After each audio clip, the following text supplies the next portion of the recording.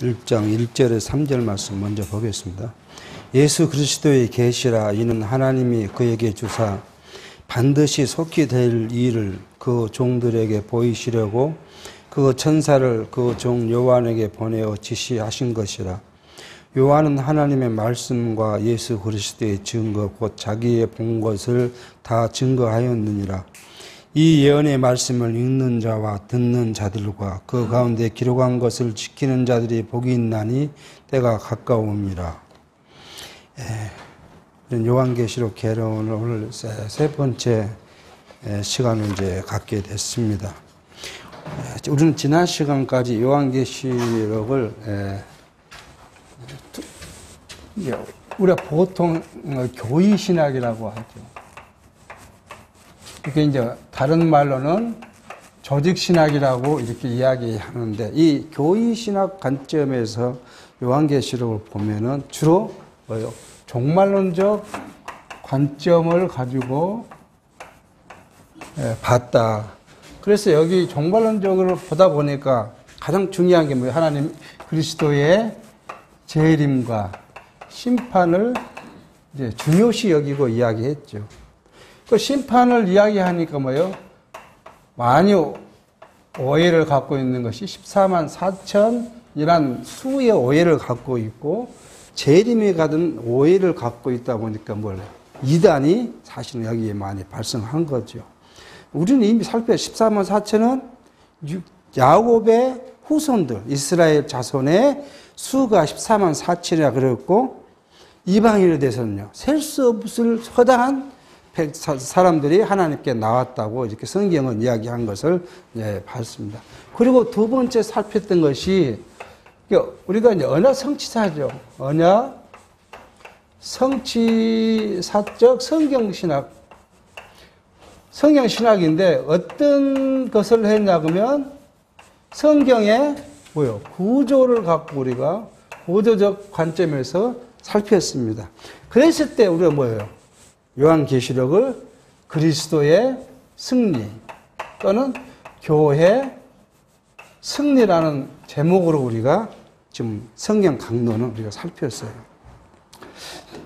이렇게 살핀 내용을 보면 사실 저는 요한계시록을 이렇게 개론을 하려고 성경 개론을 가지고 공부해 보면 정말 힘들어요. 요한계시록을 이해하기가 너무 힘들어요. 그리고 거기에 나오는 사례들을 갖고 이야기하는데 그 사례가 정말일까 하는 그런 캐시 마크도 많이 붙어요. 그래서 이거 어떻게, 지난 말씀드린 어떻게 할 것인가 하는 것을 고민했는데, 언약 성경신학의 관점, 어떤 관점이냐 그러면 하나님 나라 관점에서 오늘 살피려고 합니다. 사실은 왜 이렇게 고민을 하나 그러면, 우리의 성경신학, 이 성경신학에서 성경을 구조를 어떻게 했다고요? 성경을 주신 목적은, 성경의 목적이죠. 하나님 자기 계시. 여기는 뭐 하나님의 영광을 넣기도 하죠. 하나님의 영광을 자기 계시라고 이야기를 하고요. 그리고 이것의 방법, 그죠? 계시하는 방법은 뭘로 이야기하나 그러면 그것이 바로 언약과 성취. 하나님께서 스스로 언약하시고 그 언약을 이루시면서 하나님의 자기 계시를, 영광을 계시해 주셨다라고 성경신학은 이렇게 지금 정리했어요. 그리고 그 내용이 뭐냐 그래요? 내용. 이 내용은 하나님 뭐라고요? 나라라고 정리해. 그렇게 우리 배웠어요. 배웠는데 구조로 가면 하나님 나라는 어디 가고 뭐예요? 교회 승리, 그리스도 승리, 이렇게 결론을 내려놨어요. 그래서 이게 성경을, 지금 성경신학을 배웠던 구조를 갖고 쭉 배웠던 것을 결국 마지막 장 요한계시록을 봤을 때, 그러면 뭐가 없어요? 하나님 나라가 어디 가버렸냐는 거예요.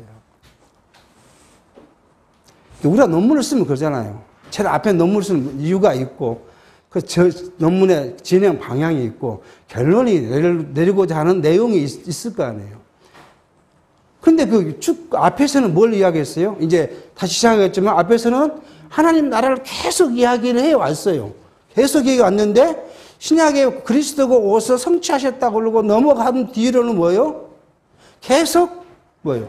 교회 하는데 교회를 어떻게 세웠고 교회 성도들을 어떻게 양육하고 어떻게 무장시키고 어떻게 투쟁해서 뭐예요? 결국은 승리한다. 이렇게 마무리를 지었어요. 예. 그러니까 이게 요한계시록을 이해하기가 어려워져. 그래서 오늘은 이제 요한계시록을 이 성경 하나님의 나라 관점에서 이제 한번 살펴가도록 하겠습니다. 그게 이제 지난 시간에도 말씀을 드렸지만 이렇게 하나님 나라 관점에서 요한계시록을 보면 하나님의 요한계시록을 통해서 우리에게 주시는 하나님의 보호, 하나님의 인도, 하나님의 종말론적 그 우리를 어떻게 이끌어 가실 것인가에 대한 하나님의 풍성한 은혜가 풍요롭게 와 닿아요. 근데 그리스도의 승리라 이렇게 끝내버리면 뭐예요? 그 다음에 성도에게는 그리스도가 승리했는데 교회가 승리했는데 성도에게는 뭐 어찌하라고요? 여러분과 저에게는 교회가 승리했어요. 근데 우리는 그 교회의 승리에 우리는 뭘로 참여될 것이고 어떤 기쁨을 우리가 누릴 수 있고 우리에게 온 하나님의 은혜가 뭔가 이것이 너무 좁아져 버렸다는 거예요. 그래서 이걸 좀 확장시키려면 앞에서 말했던 성경신학이 말했던 하나님의 나라가 그대로 하나님 나라로 이루어져 가야 하나님 우리에게 약속하신 뭐예요? 그 나라가 우리에게 풍성하게 보여질 것이 아닌가 하는 그런 고민에서 지금 시작해 보려고 합니다. 자, 우리는 이제 이게 지금 하나님 나라를 보는 이제 관점을 보는 이유입니다.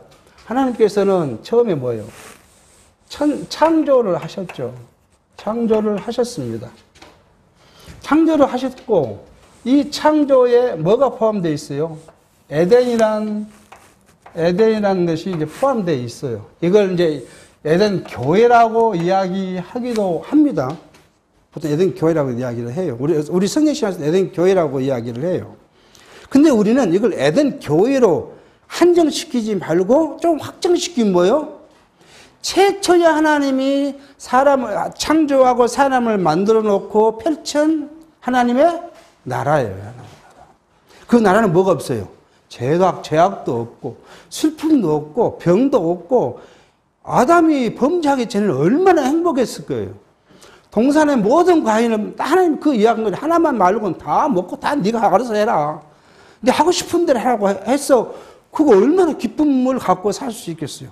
그런 생명이었죠. 성경을 하나님이 거기다가 기운을 넣었더니 생명이 됐다. 하나님과 직접 이야기하고 하나님의 뜻을 알고 하나님이 기뻐하는 거 좋아하는 것을 좋아하고 하나님이 싫어하는 걸 싫어하는 그런 세계였으니까 그처럼 좋은 나라가 없죠. 동산이 없죠. 그래 놓고 여기에 이야기하잖아요. 창세기 우리가 한대로 창세기 1장 28절. 사실 28절 전에 26절이 더 중요해요. 하나님께서 뭐라고 하냐. 야, 우리 형상대로 사람을 만들어 갖고 이 사람을 통해서 뭐예요? 세상을 다스리게 하자. 그래서 하나님 사람을 지었고 진 다음에 28절에 복주와 가라사대 하고 이걸 우리는요 3대 언약이라고 이야기를 했고 이것이 뭐라고요? 나라고 이 나라가 어떤 거라고요? 본질이고 이 본질은 뭐라고요? 신령한 것이라고 우리는 성경신학을 이렇게 배웠어요. 그러니까 하나님 나라를 했어요. 계속 하나님 나라 그렇게 했는데 이 아담에게 이제 어떻게 이 장에 가면 뭘 해요? 하나님께서 네 한번 모든 동물들을 내 앞에 불러줄 테니까 이름을 지어봐라. 하나님이 그렇게 아담이 나오는 동물마다 이름을 다 지었다. 이게 뭐예요? 하나님의 에덴의 나라의 뭐야? 에덴 동산 에덴의 나라의 아담의 뭐예요? 통치요, 통치. 세상을 다스리게 하는 통치의 개념을 우리가 갖고 올 수 있어요. 그러니까 이미 하나님께서는 에덴의 나라의 신령한 자손이죠. 백성, 뭐 우리가 백성이라고 해도 사실 하나님 나라는 자손보다는 백성이 더 나은 의미 있겠죠. 이건 누구예요? 신령한 의미에서는 아담과 그의 우리 그 후손들, 택함 받은 후손들을 이야기해요. 그 다음에 땅요. 땅은 지금 현재 에덴을 한정되어 있지만 이것이 뭐예요? 앞으로는 어디서? 뒤에 가면 펼쳐질 그 나라를 지금 이야기를 합니다. 세 번째는 뭐예요? 통치라는 개념을 지금 여기에 그대로 갖고 와 진행을 시켰어요. 그런데 아담이 뭐 합니까? 여기에 3장에 오면 3장에서 범죄해줘. 아담이 범죄를 합니다. 그런데 아담의 범죄로서 어디 가요? 에덴에 펼쳐졌던 하나님 나라가 숨겨져 버려요. 오늘 1장 1절 하나님의 계시라는 것이 뭐냐 그러면 이 역대 숨겨버린 하나님의 나라에 대한 것을 이야기하고 있어요. 계시록이 그걸 이야기를 합니다. 그러니까 숨겨져 있는 그걸 이제 뒤에 펼칠 거예요. 그런데 이 아담이 범죄하니까 하나님은 그대로 두지 않고 뭐예요? 가죽으로 아담에 입혀서 보호했다고 이야기해요. 가죽 옷으로. 여기 있어요. 가죽 옷을 입혀서 아담을 보호하십니다. 이 보호가 뭐예요? 자기 택한 백성들을 하나님께서 끝까지 보호하실 것의 모형적인 이런 것을 우리가 볼 수 있어요. 보호하셨어요. 근데 우리는 여기서 그냥 성경대로 이렇게만 이야기해버리면요. 무엇에 와요? 아까 얘기했던 교의신학이 와요. 그렇게 해서 범죄하고 하나님이 보호했으니까 인간을 구원하기 위해서 뭐예요? 그리스도를 보내겠다고 언약하셨다. 그게 교의신학에서 말하는 하나님의 언약이에요. 우리 성경신학이만 언약과 다른 차원이죠. 인간의 구원을 언약했다는 거예요. 교의신학에서는. 그런데 우리는 여기에 한 가지 놓치고 있는 것이 있어요. 가죽을 지으려면 무엇을 해야 돼요? 짐승을 잡아야 돼요. 짐승을 잡는다는 건 뭐예요? 피를 흘려야 돼요. 그러니까 하나님께서는 하나님 영원한 나라의 백성을 삼는 방법, 그죠? 백성을 만드는 방법으로서 뭘 해요? 방법. 이게 뭐예요? 죄요, 죄. 백성들을 다 얻으려, 인간 얻으려요? 죄 아래 다 집어넣어버려요. 누구도 이 아래서 자유로울 수 없죠. 죄 아래서는 자유로울 수 없어, 인간은. 그래 놓고 뭐예요? 그걸 구원시켜야 되잖아요. 하나님 나라의 백성을 만들어야 되잖아요. 그 만드는 방법이 뭐냐면, 두 번째로 방법이 뭐냐 하면, 희생을 통해서 해요. 이건 앞으로 갈 뭐예요? 그리스도의 희생을 의미하는 거예요. 그걸 지금 여기서부터 작은 것으로 보여요. 그러니까 그리스도의 메시아가 오시는 것도 구약 앞에서는 뭐예요? 희미하게 보이다가 시간이 가서 점점 밝혀 보이듯이 여기서는 아주 희미하게 지금 보여주고 있어요. 그렇게 하실 거라는 거예요. 앞으로 하나님 나라의 백성은 지 잘나서가 된 것이 아니라 죄 아래 다 가둬놨는데 피 흘려서 그리스도의 공로로 구원시켜가지고 그 나라 백성을 만드실 것에 대한 모형적으로 지금 희미한 그림자를 감춰놨다는 거예요. 그런데 이렇게 보면 잘 모르겠잖아요. 4장에 가봅시다. 4장에 가면 뭐가 합니까? 가인과 아벨을 죽이고 피를 흘리게 합니다. 계속 무엇을 해요? 피와 관계된 일을 계속 자꾸 밝혀가요. 근데 이것을 지금 가인이 아벨을 죽였는데 무엇 때문에요? 이 죽임의 피지만 가인은 뭐예요? 양으로 새끼 양과 성경대로는 새끼 양과 것들을 통해서 제사했다. 제사했는데 뭐예요? 새끼 양의 고기, 이 고기가 아니라 새끼 양을 제사하기 위해서 뭐예요? 그 피 흘리게 해서 피로 제사하는 거예요. 근데 이때 당시는 뭐가 있어요? 제사에 제도가 없어요. 곡식으로 드렸던, 피로 드렸던 제사는 제사일 뿐이에요. 근데 하나님께서는 뭐예요? 아벨의 제사를 받고 가인의 제사를 받지 않아요. 근데 그것을 히브리서는 뭐라고요? 믿음으로, 그냥 믿음으로. 아벨은 가인보다 더 나은 제사를 드렸다. 무슨 믿음이에요? 앞으로 저 뒤에 올 그리스도의 구속의 그 믿음으로 아벨은. 그러니까 거기 제사에 관한 것은 없지만 이미 아벨은 누구예요? 장차 오실 그리스도를 생각하고 그 피로 제사를 드렸더니 그 제사가 하나님께 받으셨다. 그렇게 성경은 이야기. 앞에 것을 히브리서는 그렇게 해석을 합니다. 그러니까 온통 여기 뭐 있어요? 피. 그 피는 뭐예요? 그리스도께서 오셔서 흘리실 그 피에 대한 예표로서 지금 보여주고 계시고 있는 걸 봅니다. 자, 그렇게 되면 이제 여기까지가 어떻게 보면 에덴이라는 것을 통해서 나타난 거면 창세기 이제 12장에 가면 누가요? 아브라함이 오지요. 아브라함이 왔는데 아브라함에게 하나님께서는 이제 이삭을 줬고요. 이삭을 주고 뭘 하냐 그러면 이삭을 제물로 바쳐라 그러면 이삭을 죽여야 되잖아요. 우리는 죽인다는 것만 생각하지 죽였을 때 다음에 나타난 건 뭐죠? 피라는 거예요. 피. 희생이라는 거예요. 근데 죽여버리면 안 되니까 그렇게 아브라함이 죽이겠다고 생각하고 데리고 갔는데 하나님은 대신해서 뭐예요? 양을 준비하고 양의 피로 제사하게 합니다. 그것뿐만 아니라요. 또 무엇을 합니까? 언약의 증표. 증표로 본 것이 뭐예요? 할례예요. 할례 또한 마찬가지예요. 우리 할례니까 단순 그 행위를 이야기하지만 할례를 했을 때 무엇을 흘려야 돼요? 피를 흘려야 돼요. 아니 다른 걸로 증표로 면 좋지. 꼭 사람의 그걸 잘라가지고 피 흘리게 하는 것을 증표로 삼냐고요. 이것 또한 뭐예요? 다 나중에 있어야 할 것에 대한 모형적인 거고 예표적인 이야기라는 것을 말씀이라는 걸 볼 수 있어요. 이렇게 해놨어요. 이렇게 약속을 해놓고 그 후손에게 이제 출애굽을 할 거 아니에요. 출애굽에 와서 뭘 해요? 이제 정말 제사를 주죠. 제사할 때 뭐 해요? 속죄제라. 속죄제 또는 속번제를 드릴 때 뭘 해야 돼요? 소, 비둘기 할 것이 작은 사람이든 다르겠죠. 이걸 각을 떠야 돼요. 각을 뜬다는 건 뭐예요? 죽여서 피 흘리는 거예요. 그 피를 가지고 제사장이 들어가서 뿌려요. 그래야 제가 속죄가 되는 거예요. 다른 제사는 피 뿌리지 않죠. 그냥 삶아서 먹고 그러지만은 속죄제는 피를 뿌려야 돼요.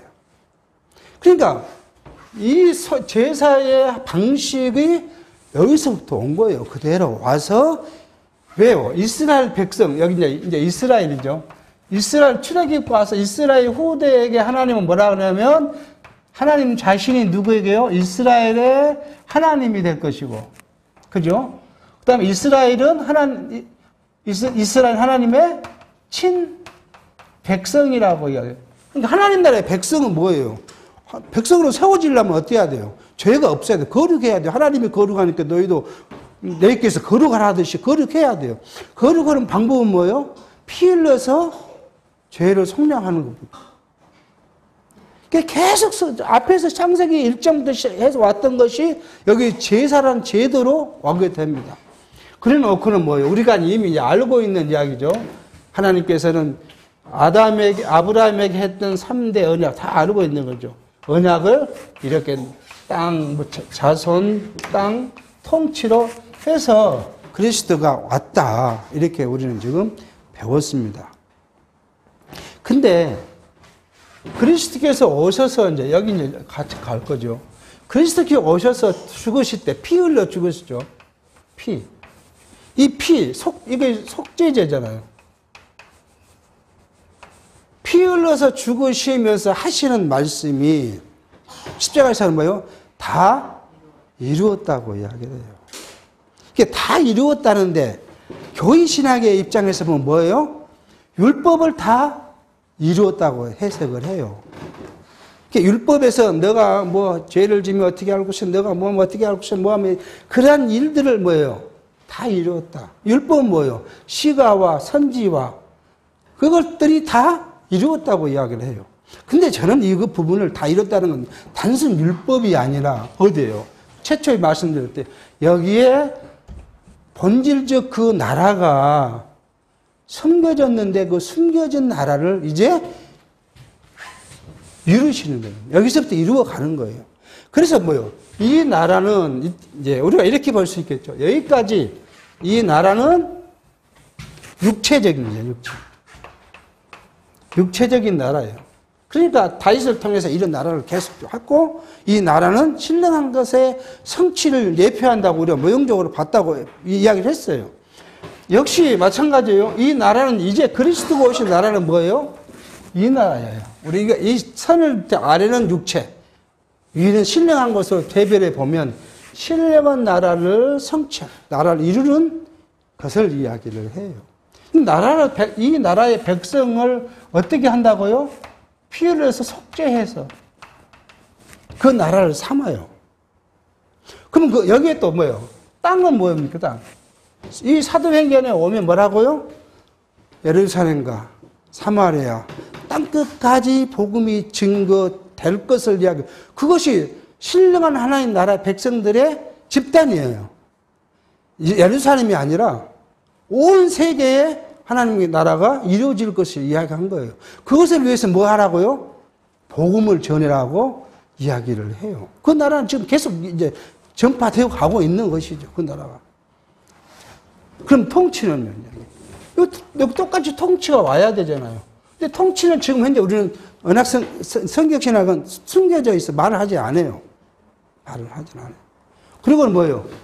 이제 교회 설립, 그 다음에 뭐 이제 양육, 무장, 투쟁.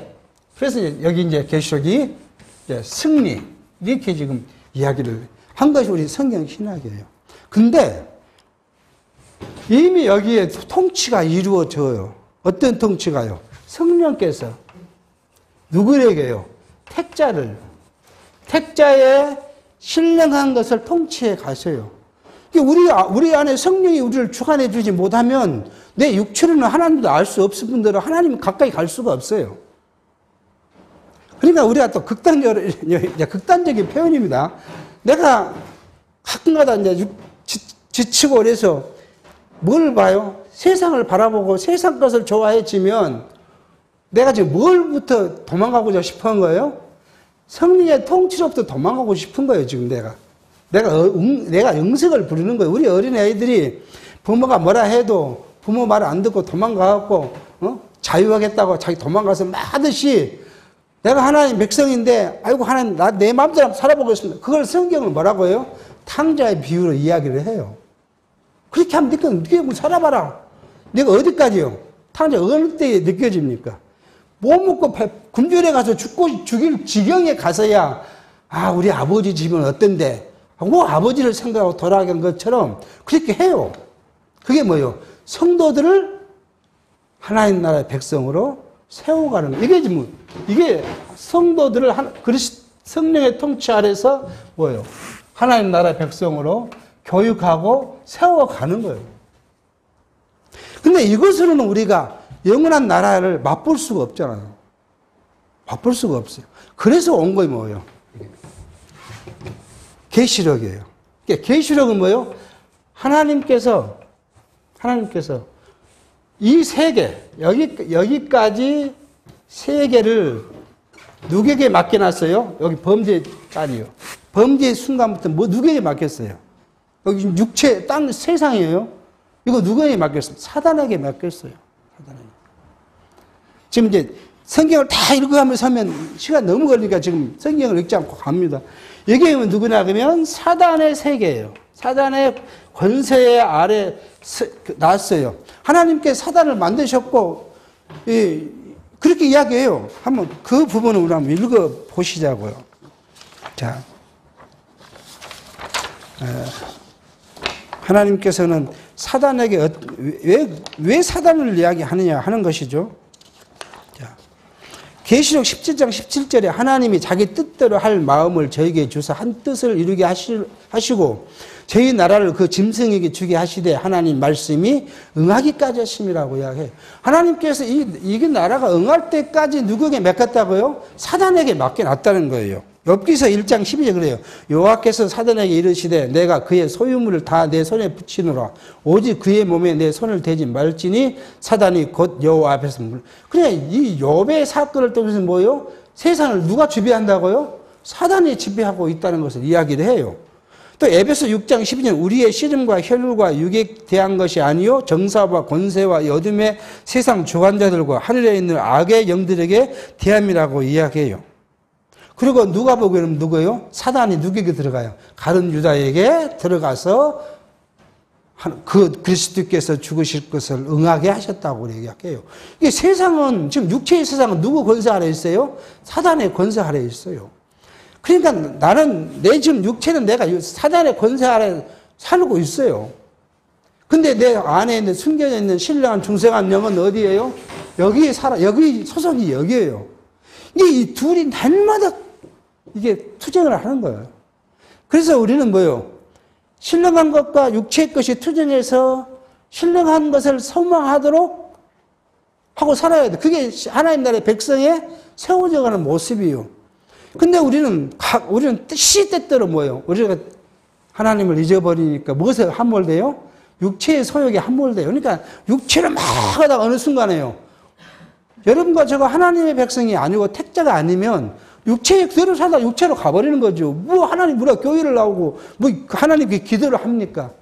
그 나라 백성이기 때문에 우리에게 뭐요? 성령이 하나님을 기억하도록 해요. 아, 그러니까 내가 또 육체 안에 함몰돼 너 살았구나. 다시 하나님께 돌아서 내가 돌아설 마음, 돌아설 힘을 성령이 우리에게 주시는 거예요.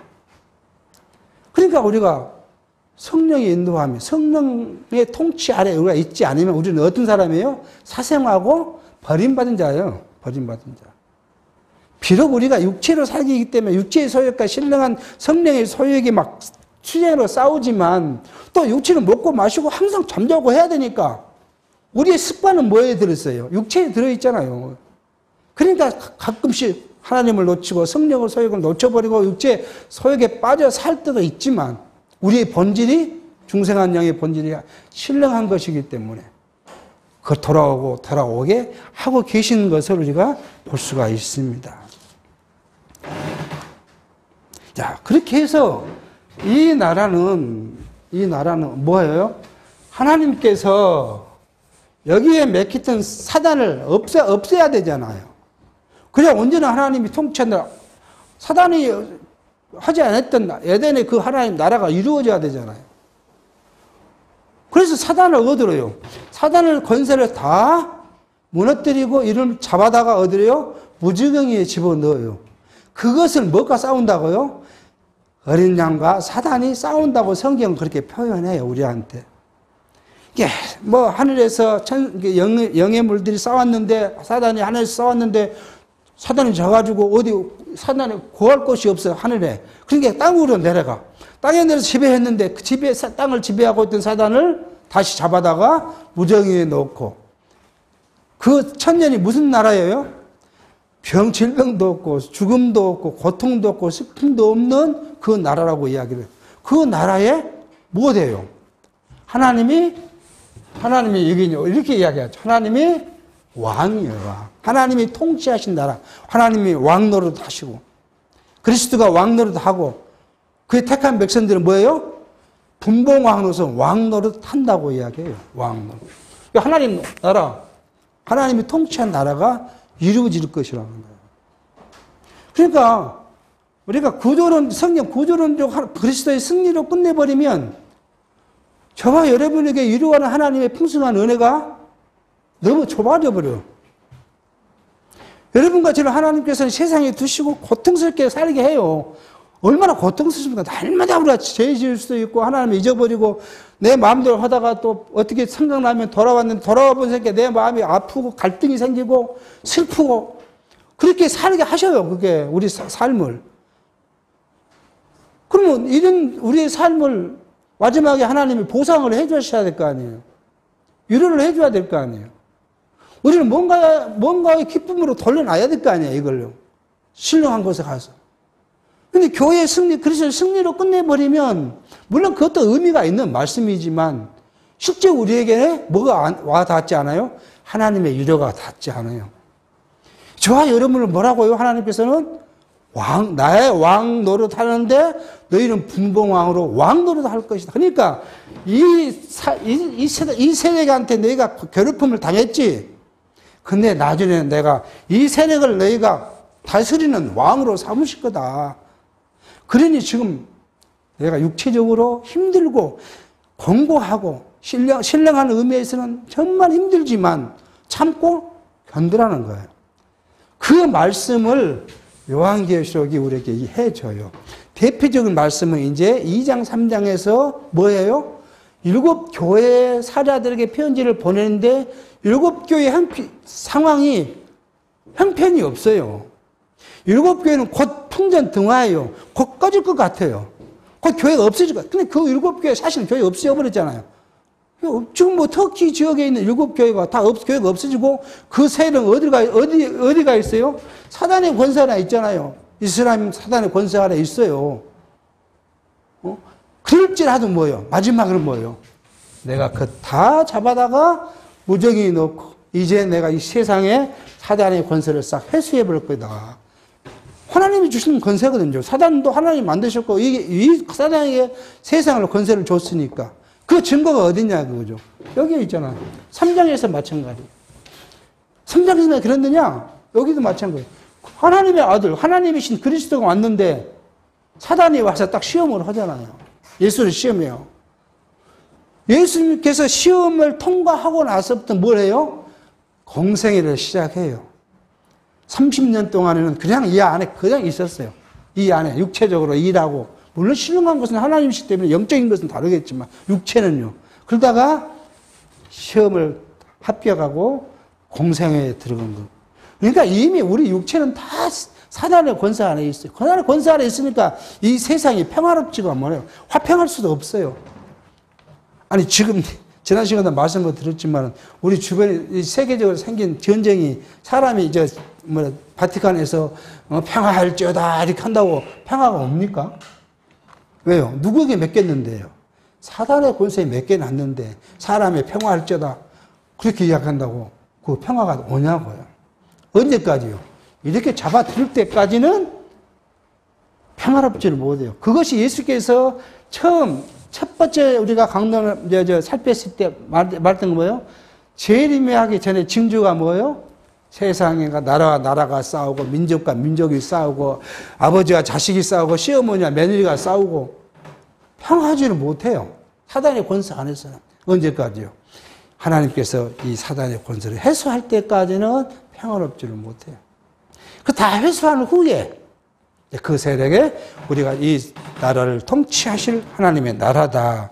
이것이 지금 성경신학의 하나님 나라 관점이에요. 하나님 나라 관점을 소홀히 해버리니까 우리가 받아야 할 위로가 찾기 어렵더래요. 그래서 이 요한계시록을 준비하면서 사실 무단 애를 써봤어요. 시간도 오래 걸렸어요. 한 8개월이 걸렸어요. 날마다 어떻게 살펴야지. 아니, 성경 강론대로 이야기를 하면 뭐 고민할 건 없어요. 근데 아무리 읽고 또 읽고 성경을 읽어보고 해도 이게 전부인가? 그 교회의 승리인데 그러면 교회가 지상의 교회의 승리를 이야기하는 것인가? 그럼 영원한 나라의 그것은 뭐지? 이런 캐셔만기 때문에 한 페이지도 못 나가고 한 8개월을 고민을 해요. 그러고 나서 어느 날 아침 묵상을 하는데 그 전부터 가끔 말씀을 드렸지만 하나님 나라, 언약의 하나님 나라로 시작한 우리 성경이 언약성취자가 왜 신약 성경에 와서 하나님 나라는 어디 가버렸지 했던 고민이 탁 떠오르면서 이게 하나님 나라의 종착역이지 않냐 하는 생각을 이제 갖게 되고 그때부터 이제 정리를 하기 시작했어요. 그러니까 이제 성경 요한계시록의 내용, 한 절을 읽고 내용이 뭐 한 절을 읽고 내용은 사실은 우리에게 별 의미가 없어요. 그게 앞으로 언제 일어날지, 아니 앞으로 과거에 언제 있었던 것인지 그건 알 수 없지만 그렇게 이 사단의 권세가 막 왕왕흥하하고 막 그 백성들을 괴롭히고 그렇게 한 일들이 마지막에 뭐예요? 그리스도께서 그들의 권세를 싹 해소해버리고 참 왕으로 세워져 갈 것을, 그리고 우리를 그 나라 백성으로, 그 나라의 분봉 왕으로 세울 것이라는 것이 요한계시록이 주는 우리의 메시지이기 때문에 그 메시지를 갖고 우리가 갈 수 있지 않겠냐 하는 생각을 이제 하게 합니다. 그래서 전 요한계시록을 이렇게 이제 정리할 수가 있어요. 요한계시록의 내용이 뭐냐라고 이야기를 하면 이렇게 정리할 수 있어요. 요한계시록은 하나님께서 세상이죠. 사단의 세력의 지배 아래 두셨어요. 하나님이 그렇게 두신 거예요. 사단이 무슨 뺏은 것이 아니라 하나님께서 사단의 권세 아래 두셨다. 그런데 우리 육체적으로 우리 사람의 언어나 사람의 생각으로 이걸 볼 수 있는 건 뭐예요? 사단의 권세가 승리하는 것처럼 보이는 거예요. 지금 우리에게 세상 보이는 것이. 근데 종말에 가서는 하나님께서 이 사단을 무정에 가두시고 죽음당한 어린 양, 그리스도 계시죠? 어린 양께서 당신의 택한 백성, 여러분과 저의 과거도 그렇고 앞으로 미래에도 있을 택한 백성, 택한 받은 백성을 구원해 주셔가지고 그 나라의 백성으로 삼아가는데, 구원을 했다는 의미가 뭐예요? 세상에 두었던 사단의 권세를 다 회수한 것을, 전쟁과 싸움이라는 표현을 성경에 계속 하고 있죠. 그렇게 해서 그리스도께서 주관한 왕으로서 그 나라의 백성으로서 우리를 세우고 하나님의 영광 아래 우리가 거하게 하고, 우리가 날마다 누구를 바라보면서 하나님의 그 높은 영광을 바라보며 찬양하며 살도록 하시겠다. 근데 그 하나님의 새 나라는 뭐예요? 마지막 요한계시록 20장, 21장, 22절에 그 새 나라에 우리에게 준 도리한 나라는 어떤 나라요? 손을 굴 속에 넣었는데 뭐가요? 독사가 나를 물어도 독에 해함도 없고, 질병도 없고, 눈물도 없고, 사망도 없고, 그건 새로운 새 하늘과 새 땅, 새 예루살렘이 우리에게 도래할 것이다. 그런데 너희들은 참고 견디고 기뻐하라 라는 것을 오늘 여러분과 저에게뿐만 아니라 성경에 있는 어떤 교회예요? 7 교회에게, 그 어려움 갖고 곧 망할 것 같은 그 7 교회에게 위로하며 희망을 주는 말씀이다 라고 요한계시록을 단적으로 정리해 볼 수가 있겠습니다. 자, 그러고 나면 이제 요한계시록에 본론적으로 이제 들어가 봐야 될 것 같아요. 그래서 요한계시록을 저는 4단위로 이렇게 나누어서 생각을 해 보려고 합니다.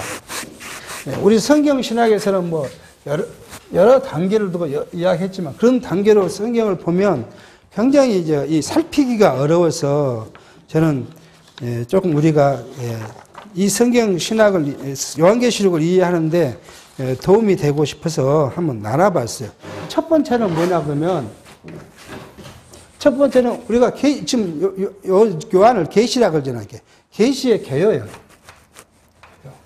1장에서 4장까지가 계시인데 그 중에 뭐예요? 1장은 뭐예요? 진짜 서론이 있죠. 서론.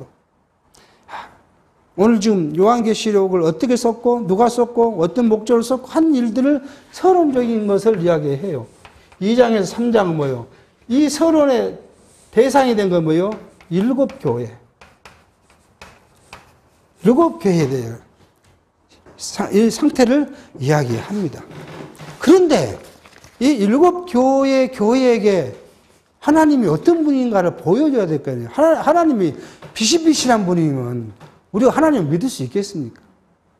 아니, 내가 육체적으로 좀 어려움이 있는데 누가 나한테 와서 도움을 준다고 이야기하는데, 제가 보기에는 저 힘보다 못한 사람이 와서 도움을 주겠다면 그게 믿어지겠습니까? 제가 누구하고 싸우려고 하는데 초등학생이 와서 내가 대신 싸워줄게. 그럼 그게 믿어지겠냐고요. 그러니까 하나님께서는 내가 누구냐 하는 것을 이야기를 해요. 그게 주의 영광이에요. 하나님은 어떤 분이라고요? 정말 영광스러운 분이라는 거예요. 특히 4장, 5장이 하나님의 영광을 이야기해요. 하나님 어떤 분이야? 보니까 뭐 옷도 어쳤고 머리에 뭘 썼고 신발에 무엇이 있고 그 다음에 하나님 앞에 보좌가 널려져 있는데 보좌는 어떻고 보좌 앞에 뭐가 펼쳐 있어요? 뭐 수정 같은 뭐 펼쳐 있고 막 그래서 하나님이 그런 하나님께서 그런 영광스럽고 권세 하나님께서 누구에게? 7 교회에게 내가 너를 어떻게 할 것이다 하신 말씀을 알게 합니다. 그 다음에는요. 주의 영광만 나타나는 것이 아니라 주의 권세. 사단을 지배할 권세가 있어야 되잖아요. 권세 없는 하나님이 도와주겠다면 말이 됩니까? 하나님의 권세가 어떤 것인가 하는 거예요. 근데 하나님의 권세는 첫 번째는 뭐가 있어요? 하나님의 어떤 힘, 능력, 권세를 갖고 있는가를 6장에서 7장에서 이야기를 해요. 그리고 하나님은 그런 권세만 있는가 어떤 권세를 있어요? 사단을, 너희를, 내 백성을, 내가 선택한 백성을 괴롭히는 사단을 어떻게 했다고요? 진노하겠다고. 8장에서 11장에 하나님의 진노가 나와요. 근데 이 진노는 꼭 사단에만 영향이 있는 것이, 준 것이 아니라 어떻게 돼요? 당신의 택한 백성도 시험하시는 것을 이야기해요. 그러니까 너가 받고 있는 시험은, 고난은 뭐예요? 내가 한 것이다. 그러니까 걱정하지 말라는 거예요. 그러니까 원망하지도 말라는 거예요. 그걸 지금 이야기를 합니다. 그리고 이제 이 하나님의 주의 권세 중에서는 마지막에 뭐가 있겠어요? 내가 뭐 하겠다고요? 심판하겠다. 심판을 이야기해요. 12장에서 16장에 심판을 이야기를 합니다. 그리고 나서는 뭐예요? 이제 오늘 마지막에 났던 것처럼 하나님이 통치하신 나라. 통치하신 나라. 그게 새 하늘과 새 땅인데, 자, 이 하나님의 통치한 나라를 만들기 위해서 먼저 뭐 해야겠어요? 사단을 싹 회수해야 되잖아요. 그러니까 사단과 싸움에서 누가 이겨요? 어린 양 그리스도께서 승리한다는 것을 이야기해요. 그 다음에 뭐가 오겠어요? 이 나라는 하나님의 왕국이라는 것을 이야기해요. 하나님의 왕국. 이게 19장, 20장에서 이야기합니다. 하나님의 왕국을 이야기해요. 그리고 난 뭐예요? 그 왕국의, 이 왕국의 모습이 뭐예요? 새 하늘과 새 땅. 이것이 21장에서 22장에 이 왕국의 모습을 우리에게 알려주면서 요한계시록이 맞춰집니다. 그러니까 우리는 소망이 있는 거예요. 희망도 있고 기쁨이 있을 수 있는 거예요. 그냥 그리스도께서 승리해갖고 그렇게 협의로만 생각해버리면 하나님께서 우리에게 주신 이게 세상의 일이잖아요. 세상의 일이 마지막에 하실 하나님의 왕국에 대한 큰 것을 우리가 놓쳐버릴 수 있어서 저는 네 단위로 살펴보려고 합니다. 그런데 이제 많이 고민한 것이 제가 하면서 고민한 것이 뭐냐 그러면 이 진노예요. 진노를 성경 신학에서는 강론집에서는 두 가지로 나눴어요. 지난 진노. 앞으로 다가올 진노. 근데 이게 다가올 진노는 아직 안 왔으니까 뭐라고 말이 안 되지만 지난 진노를 이야기하는 것이 언제의 일이냐 그러면 BC 63년에서 AD 100년의 일을 이야기를 해요. 성경 신학에서. 여기서 헷갈려요. 왜 헷갈리냐? 오늘 말씀이 그렇게 하셨잖아요. 요한계시록 뭐라고요? 반드시 속히 될 일. 요한이 지금 AD 90년, 95년 사이에 쓰고 있는데 반드시 속히 될 일을 쓸 것이다. 19절에 가서는 또 뭐라고 이야기하냐 그러면요. 19절 한번 보겠습니다.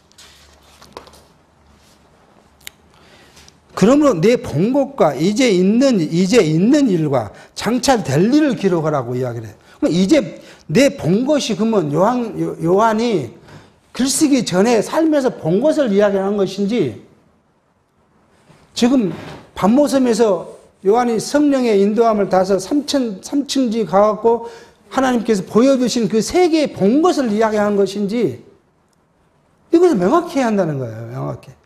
그러니까 요한이 봤던 과거에라고 이야기하면은 이 말을 할 수 있어요. 그죠? 근데 지금 요한이 쓰고 있는 앞에서 뭐라 하냐면 1절에서는 앞으로 될 일이라고 이야기를 한정적으로 해놨는데 이미 100년 전 지나본 일을 갖고 이야기를 하면 요한계시록 전제와 많이 달라진다는 거예요. 그리고 19절에 이것이 내 본 것이 과거가 아니라 요한이 지금 하나님의 계시를 받고 있는 그 본 일이라고 생각하면 앞으로 뭐예요? 1절에 말씀대로 앞으로 이루어질 될 일을 지금 성경에 계시하고 있다. 그러면 사례로 말한 또 지나간 진노의 사례로 말한 것들이 그런 어떤 것인가? 그런데 그러면 로마에서 핍박받는 것만 지나간 것이냐? 로마 이후에 기독교가 세상에서 핍박받는 열민이 많아요. 유대인이 핍박받는 일, 유대인 지금도 핍박받고 있죠. 유대인들은. 기독교는요. 얼마나 많은 핍박을 받았어요. 그럼 그거 뭐냐? 그런 퀘스천마크가 나고요. 그래서 이게 풀리지 않는 숙제였다는 거예요. 그래서 제가 여러분께 말씀드린 것은 그 하나하나 사례가 중요한 것이 아니라 뭐가 있다고요? 하나님은 권세를 가졌는데 어떤 권세예요? 진노를 내리는 권세를 갖고 있다고 우리가 이해하면 하나하나 사례의 그것보다는 세상을 하나님께서는 자기 뜻과 작정대로 진노하고 그들을 인도해 간다는 사실을 우리가 알게 될 것이고, 그러면 그 실사례 하나하나에 고민할 필요 없이 크게 요한계시록을 이해할 수 있겠다 하는 생각을 가졌습니다.